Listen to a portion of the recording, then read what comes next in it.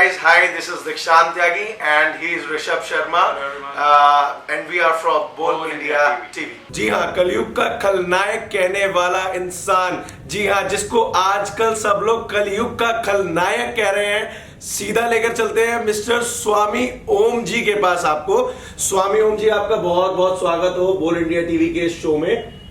सभी दर्शकों को मेरी तरफ से कोटि कोटि प्रणाम। बोल इंडिया टीवी के जितने भी दर्शक हैं, और उसके साथ साथ ये अपील है मेरा कि आप लोग बिग बॉस का जो कलर टीवी पे जो नंबर और ईमेल आता है तो उसमें ट्वीट कीजिए, SMS कीजिए कि यदि 25 जनवरी से पहले ओम जी के शर्तों के अनुसार वापस नहीं बुलाया बिग बॉस के घर में तो फिलहाल हम 27 को नहीं होने देंगे। और निश्चित रूप से वहाँ पर मैं और मेरे 1 लाख समर्थक बिग बॉस के जो होस्ट हैं सलमान खान, सलमान खान, उसकी हड्डियां मैं तोड़ूंगा, बिग बॉस के लोगों की हड्डियां तोड़ूंगा और बिग बॉस के घर में आग लगा दूंगा। अगले साल से बिग बॉस शो में नहीं होने दूंगा, क्योंकि ये सभी परिवारों को भारतीयता को विध्वंस करने वाला सबसे गंदा और सबसे खराब ये बिग बॉस शो का जारी रहना देश के लिए, संसार के लिए बहुत हानिकारक है। स्वामी ओम, ये नाम आपको कहाँ से मिला? इस नाम का मतलब क्या है और इसका क्या मतलब, इस नाम से आप क्या करते हैं? ये नाम आपको कहाँ से मिला? इसके बारे में आप हमारे दर्शकों को थोड़ा संक्षेप में बताएं।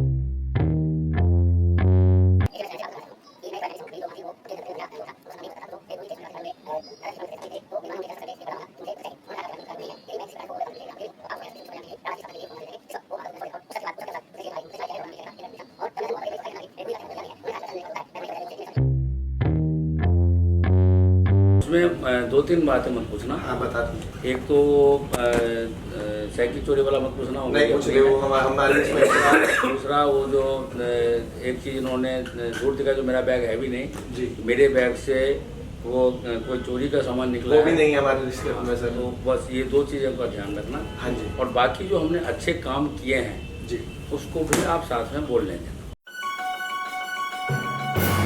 मैं बार बार कह रहा हूँ कि जो मेरे ऊपर में झूठे आरोप लग रहे हैं, हाँ जी, या मैं जो आरोप लगा रहा हूँ, जी जी जी, उस सब का प्रमाण बिग बॉस के घर में मौजूद है। इसीलिए मुझे बिग बॉस, तो आपने ये इसीलिए कहा है कि आप जाएंगे ग्रैंड फिनाले वाले दिन और बिग बॉस के हाउस की धज्जी उड़ा देंगे। हाँ, ये आपने बोला है कि आप तोड़ेंगे धज्जियां उड़ाने हाँ से जी, पहले हाँ जी, मैं वो सारा प्रमाण आप लोगों को दिखाऊंगा, सभी पत्रकारों को दिखाऊंगा। और बिग बॉस से मैं वो लूंगा। देखिए मेरे साथ में 1 लाख लोग होंगे, मुझे कोई टेंशन, मैं आराम से काम करूंगा जी। उनके कुल मिलाकर के 450 कर्मचारी होंगे, 500 पुलिसकर्मी होंगे जो निहत्थे होंगे जी। मेरे जो 1 लाख लोग होंगे वो मेरे ओम जी हिंदू सेना के और दारा सेना के लाइसेंस धारी बच्चे होंगे जी, जो आपकी तरह बलवान होंगे। ठीक, वो बूढ़े लोग नहीं होंगे जो मेरी तरह। अच्छा स्वामी जी, आप यकीन करते हैं कि हमारे भारत का जो संविधान है, जो आज़ादी के बाद लिखा गया था, जिस आज़ादी के लिए हमारे पूर्वजों ने बलिदान दिया था, उस संविधान के मुताबिक अपनी पर्सनल आर्मी रखना, जैसे कि आपकी हिंदू महासेना है, ओम जी हिंदू सेना है, ओम जी हिंदू सेना है, जो भी वो एक पर्सनल आर्मी आपकी, वो इलीगल काम है जो भी आप उसके साथ कर रहे हैं? इलीगल नहीं है। 1 मिनट, इलीगल नहीं है, हमारी रजिस्टर्ड है, सरकार से रजिस्टर्ड है, इलीगल नहीं हो सकती।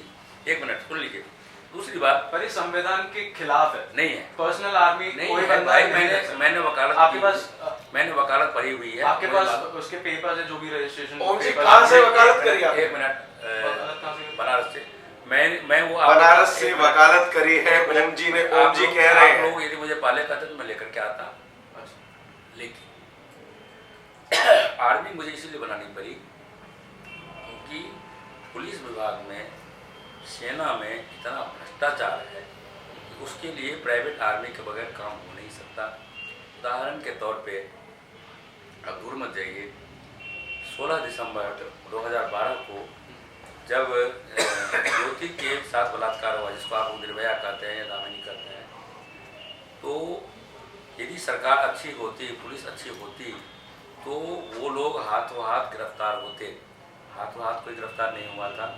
इंडिया गेट से लेकर के राष्ट्रपति भवन तक हमने आंदोलन किया था और उसका परिणाम ये हुआ कि वो लोग गिरफ्तार हुए। कानून हमने बदलवाया। धारा 376 में जो अमेंडमेंट है वो मेरी वजह से बना। सुन लीजिए, ये जो आर्मी मेरे एक प्रश्न है ओम जी इसके ऊपर, एक प्रश्न है ओम जी इसके ऊपर। आप बोलोगे ओम जी, आप बोलोगे, हम आपको रोक नहीं रहे हैं, आप बोलोगे इस चीज के ऊपर। एक प्रश्न है पानी मंगाया आपके लिए। एक प्रश्न है इसके ऊपर ओम जी कि ये आंदोलन आपने कब किया था? ऐसा कोई आंदोलन है आज तक, ऐसा जो भी आंदोलन हुए हैं उसका कहीं ना कहीं जिक्र हुआ है।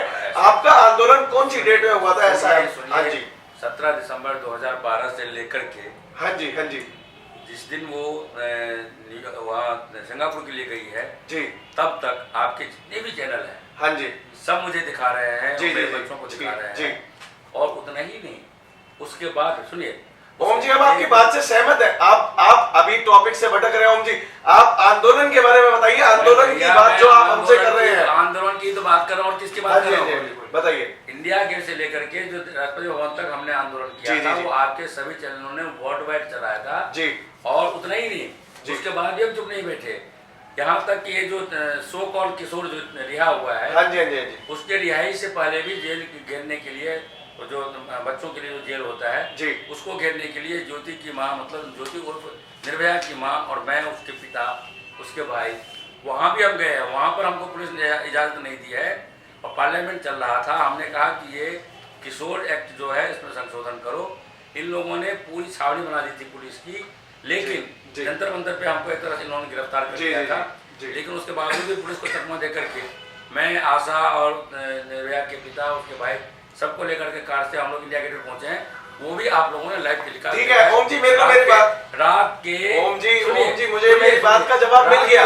मैं आपसे सिर्फ इतना पूछना चाह रहा हूँ कि जब निर्भया केस हुआ था दिल्ली में, उस टाइम पर जो दामिनी केस कहा गया था, आपके हिसाब से दामिनी के बारे में आप क्या कहना चाहते हैं? वो क्या ठीक थी अपनी जगह पे या फिर वो अपनी जगह पर गलत थी? ओम जी, उसके बारे में आप बताइए कि अगर वो ठीक थी आपके लिए, तो आप जब उस टाइम वहां थे, तो जो जैसा आपने बिग बॉस हाउस के अंदर बोला है कि आपने आपके अंदर आप प्रभु के अवतार हैं, तो आपने प्रभु का अवतार नहीं, ठीक है, ठीक है, ठीक है, प्रभु का भक्त हूँ। आप प्रभु के भक्त हैं और आपके अंदर वो सुपरनेचुरल पावर है। आपने जो बोला था कि आपके अंदर सुपरनेचुरल पावर है, जैसे कि आपने एक बार एक रॉकेट को दिशा पलट दी थी, तो उस तरीके से आपने दामिनी को क्यों नहीं बचाया? बस बाबा जी, इसके बारे में आप बताइए। आप दामिनी का नाम जरूर ले रहे हैं, लेकिन आपने ये नहीं बताया कि आपने दामिनी को बचाया कैसे, बचाया क्यों नहीं? ऐसा है जी, जो बालिग बच्चे होते हैं, हाँ जी, संविधान के मुताबिक जी, उनके माता पिता का भी कंट्रोल नहीं हो सकता। हाँ जी, हाँ जी। तो मेरा कहाँ से होगा? वो मुझे पता करके नहीं गई थी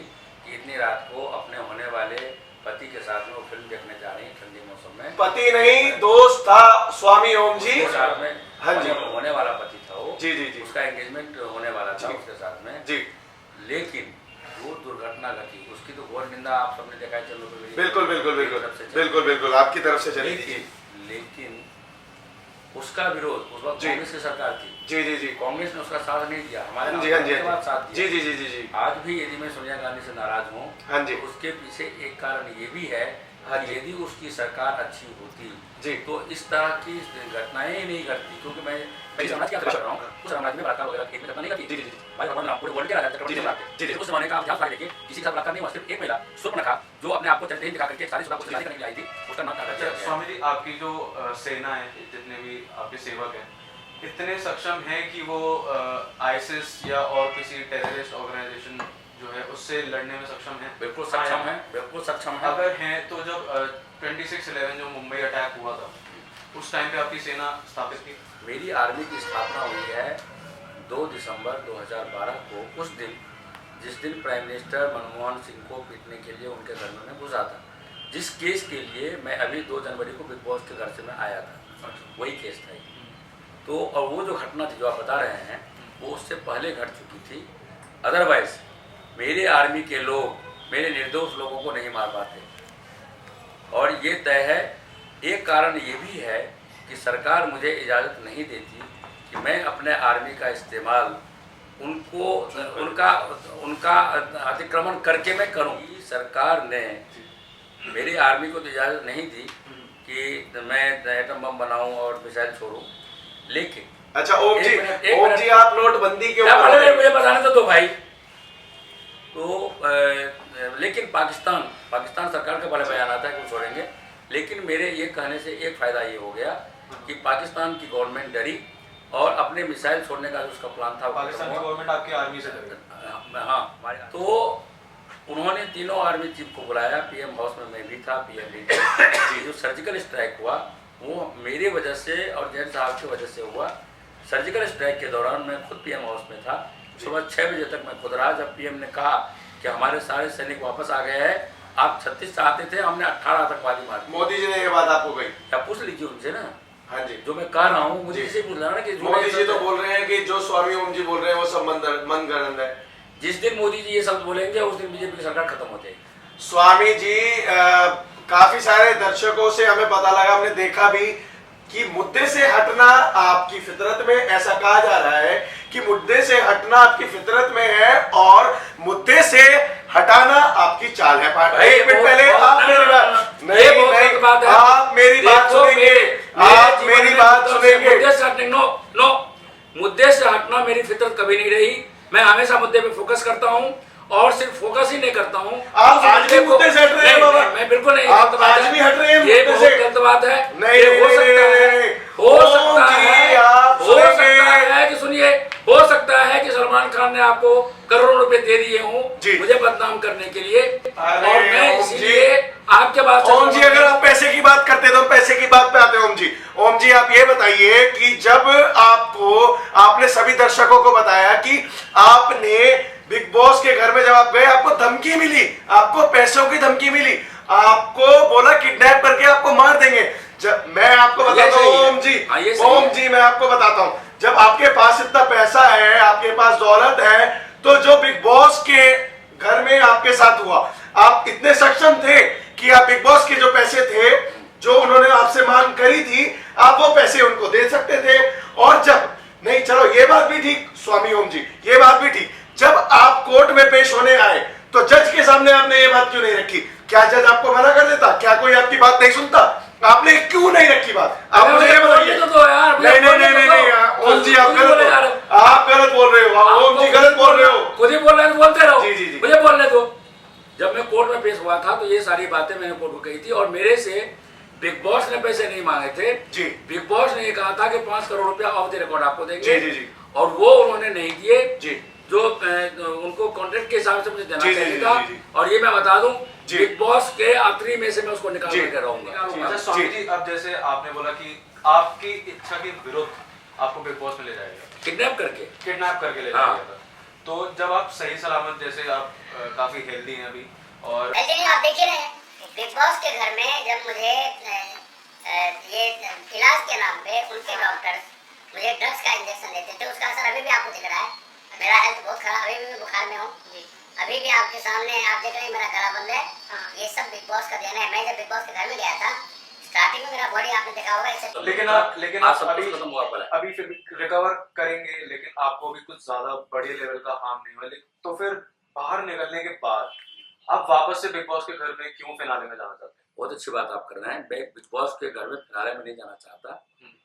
वहां पर जो बिग बॉस के खिलाफ जो मैंने सबूत छिपाए हुए जिसके ऊपर में आप लोग संदेह कर रहे हैं, वो सबूत निकाल करके मुझे आप सभी पत्रकारों को दिखाना है।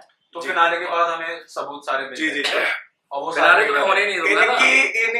इनकी सोच मैं आपको बताना चाहता हूँ, ऋषभ, इनकी सोच मैं आपको बताना चाहता हूँ सभी लोगों को, सभी दर्शकों को, कि स्वामी ओम जी कुछ भी करते हैं, कैसे भी करते हैं, स्वामी ओम जी को सिर्फ पब्लिसिटी चाहिए। जी हाँ, सिर्फ पब्लिसिटी चाहिए।